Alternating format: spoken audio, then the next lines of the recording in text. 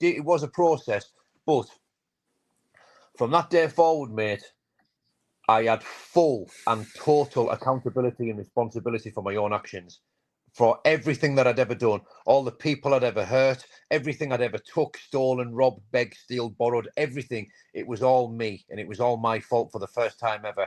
And now, if you've been to prison, you'll know they're like a little square tile mirror, to about 9-inch square, like a plastic thing. I always had, and I thought about this before and about the poem, we're looking at ourselves in the mirror. Now, for years and years, mate, I couldn't look at myself in the mirror. I'd never gelled my hair. I'd never wore gel anyway. But for the odd christening, the odd some whatever, I might have to put some gel in my hair. That was the only time I could ever bring myself to look at myself in the mirror. I couldn't do it. From that, I went back to my cell and I looked at myself in the mirror, mate, and I looked at myself for about 4 or 5 hours straight. I looked deep into my own soul, for the first time in a long time. This accountability and responsibility just came over me. It was no longer anybody else's fault. Before that day, you give me 5 seconds and I will give you a valid reason why it is not my fault, and I would convince you as well. That was just how it was. And it costs as well, doesn't it? Mate, it costs you in many ways.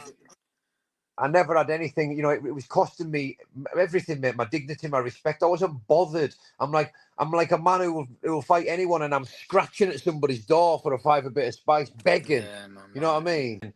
Anyway, I've come out. I went right back on my substances of choice, and I tried on my own to stop for 2 years, and I couldn't. And eventually, I got took down to the rooms of Narcotics Anonymous, and the rest is history, bro. But it was a process. But that was the defining day for me. When it all come crashing down, and I knew fine well, that. Look where you're at now, mate.